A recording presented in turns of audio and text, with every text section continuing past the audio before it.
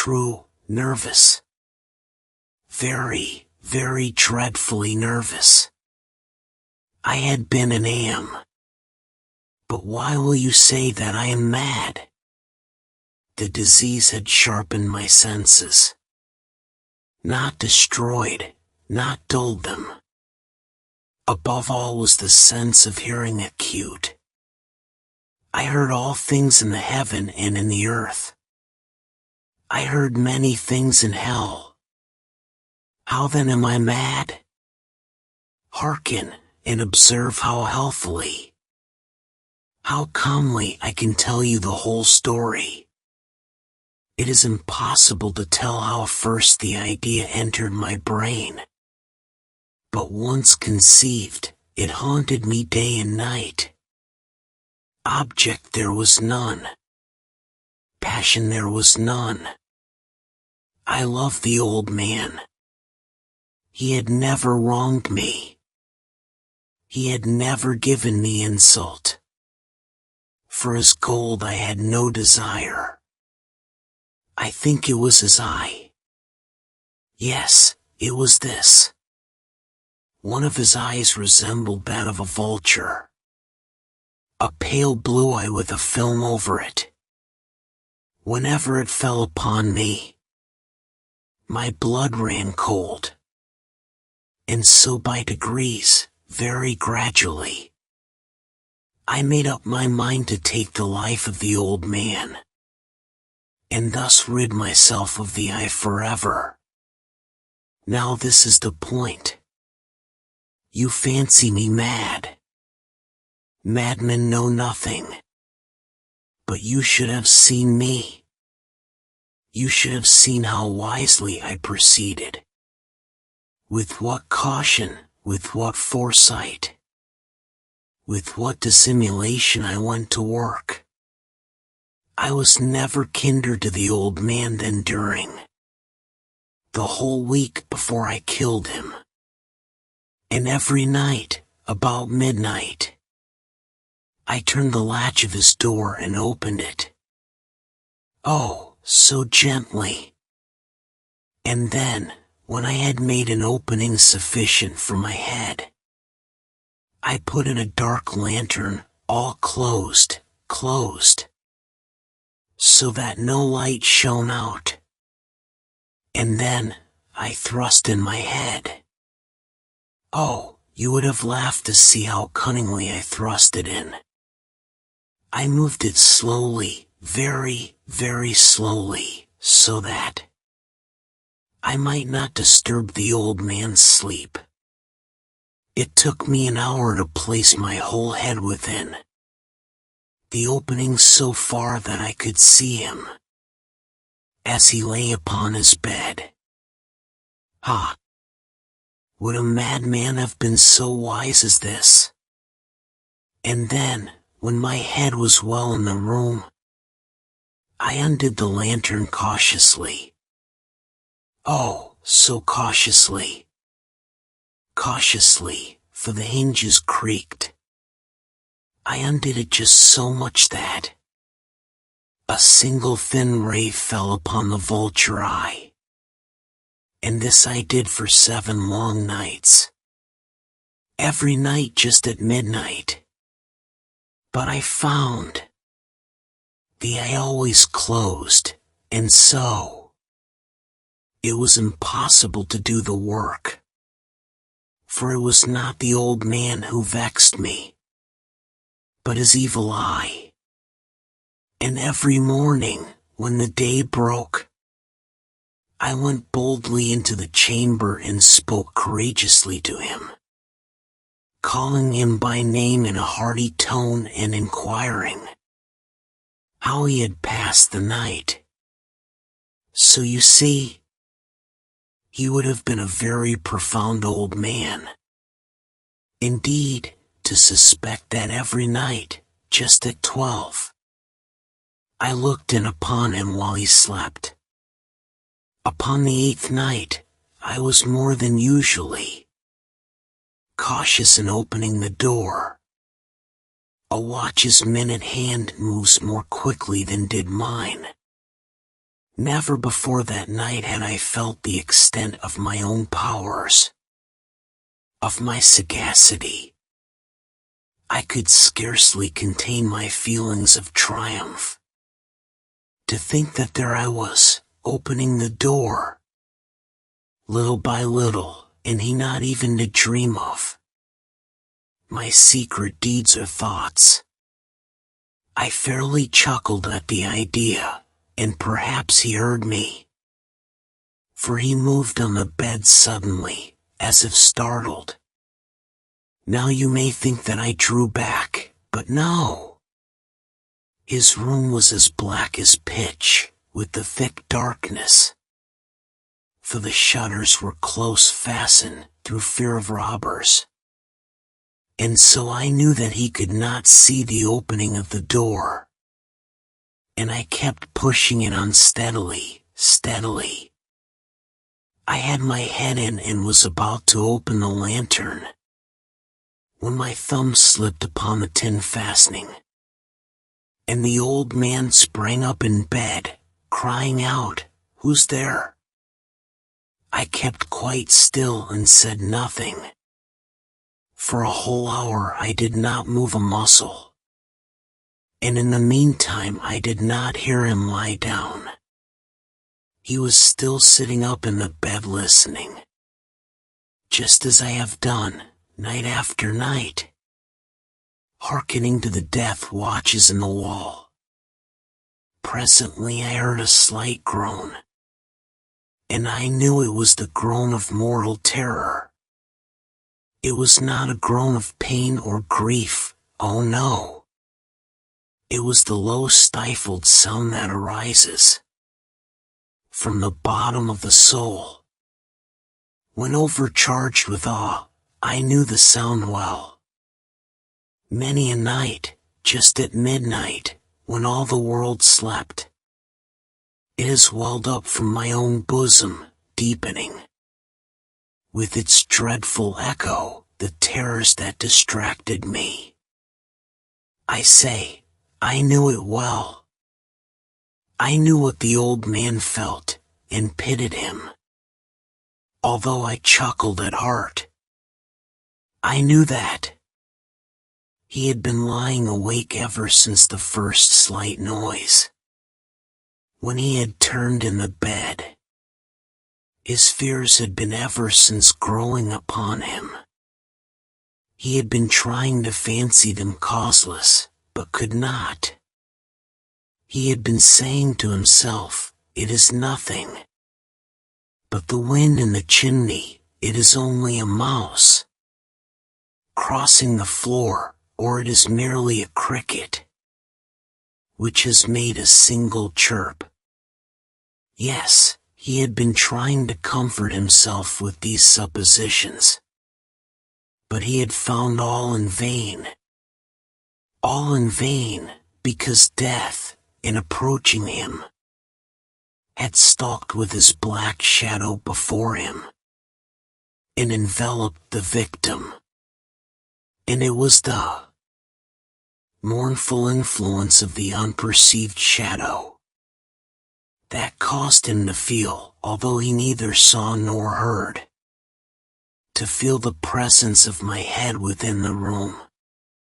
When I had waited a long time, very patiently, without hearing him lie down, I resolved to open a very, very little crevice in the lantern. So I opened it. You cannot imagine how stealthily, until, at length, a single dim ray, like the thread of the spider, shot from out the crevice and full upon the vulture eye. It was open, wide open, and I grew furious. As I gazed upon it, I saw it with perfect distinctness, all a dull blue, with a hideous veil over it that chilled the very marrow in my bones. But I could see nothing else of the old man's face or person, for I had directed the ray, as if by instinct, precisely upon the spot.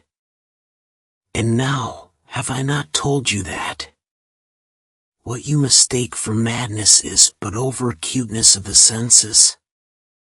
Now, I say, there came to my ears a low, dull, quick sound, such as a watch makes when enveloped in cotton.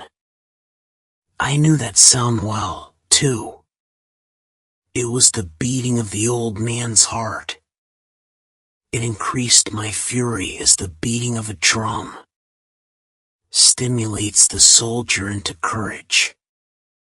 But even yet, I refrained and kept still. I scarcely breathed. I held the lantern motionless. I tried how steadily I could maintain the ray upon the eye. Meantime, the hellish tattoo of the heart increased. It grew quicker and quicker, and louder every instant. The old man's terror must have been extreme. It grew louder, I say, louder every moment. Do you mark me well? I have told you that I am nervous. So I am. And now, at the dead hour of night, amid the dreadful silence of that old house, so strange a noise as this excited me to uncontrollable terror. Yet, for some minutes longer, I refrained and stood still.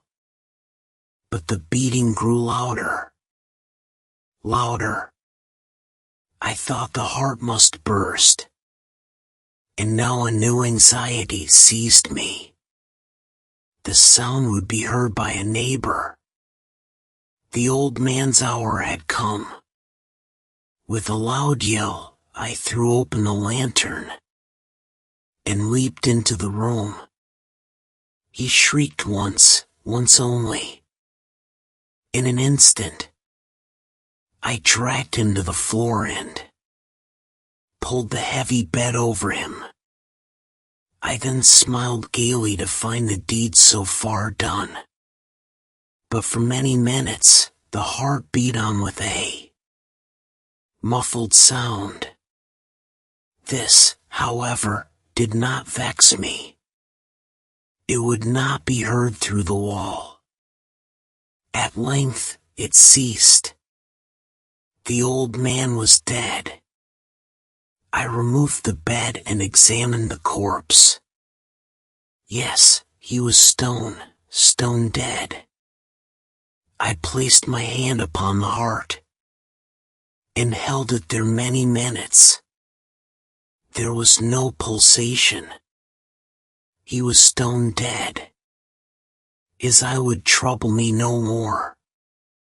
If still you think me mad, you will think so no longer. When I described the wise precautions I took for the concealment of the body, the night waned, and I worked hastily, but in silence. First of all, I dismembered the corpse. I cut off the head and the arms and the legs. I then took up 3 planks from the flooring of the chamber and deposited all between the scantlings. I then replaced the boards so cleverly, so cunningly, that no human eye, not even his, could have detected anything wrong. There was nothing to wash out. No stain of any kind. No blood spot whatever. I had been too wary for that. A tub had caught all. Ah! When I had made an end of these labors, it was 4 o'clock, still dark as midnight. As the bell sounded the hour, there came a knocking at the street door. I went down to open it with a light heart. For what had I now to fear? There entered 3 men, who introduced themselves with perfect suavity as officers of the police. A shriek had been heard by a neighbor during the night. Suspicion of foul play had been aroused. Information had been lodged at the police office. And they, the officers, had been deputed to search the premises. I smiled. For what had I to fear? I bade the gentleman welcome. The shriek, I said, was my own in a dream. The old man, I mentioned, was absent in the country. I took my visitors all over the house. I bade them search well. I led them, at length, to his chamber. I showed them his treasures, secure, undisturbed. In the enthusiasm of my confidence, I brought chairs into the room and desired them here to rest from their fatigues, while I myself, in the wild audacity of my perfect triumph, placed my own seat upon the very spot beneath which reposed the corpse of the victim. The officers were satisfied. My manner had convinced them. I was singularly at ease. They sat, and while I answered cheerily, they chatted familiar things. But, ere long, I felt myself getting pale and wished them gone. My head ached, and I fancied a ringing in my ears. But still they sat and still chatted. The ringing became more distinct. It continued and became more distinct. I talked more freely to get rid of the feeling. But it continued and gained definiteness. Until, at length, I found that the noise was not within my ears. No doubt I now grew very pale, but I talked more fluently and with a heightened voice. Yet the sound increased, and what could I do? It was a low, dull, quick sound. Much such a sound as a watch makes when enveloped in cotton. I gasped for breath, and yet the officers heard it not. I talked more quickly, more vehemently. But the noise steadily increased. Why would they not be gone? I paced the floor to and fro with heavy strides, as if excited to fury by the observation of the men. But the noise steadily increased. Oh, what could I do? I foamed, I raved, I swore. I swung the chair upon which I had been sitting and grated it upon the boards. But the noise arose over all and continually increased. It grew louder, louder, louder. And still the men chatted pleasantly and smiled. Was it possible they heard not? No, they heard. They suspected, they knew, they were making a mockery of my horror. This I thought, and this I think. But anything was better than this agony. Anything was more tolerable than this derision. I could bear those hypocritical smiles no longer. I felt that I must scream or die, and now, again, hark, louder, louder, louder. Villains, I shrieked. Dissemble no more. I admit the deed. Tear up the planks. Here, it is the beating of his hideous heart.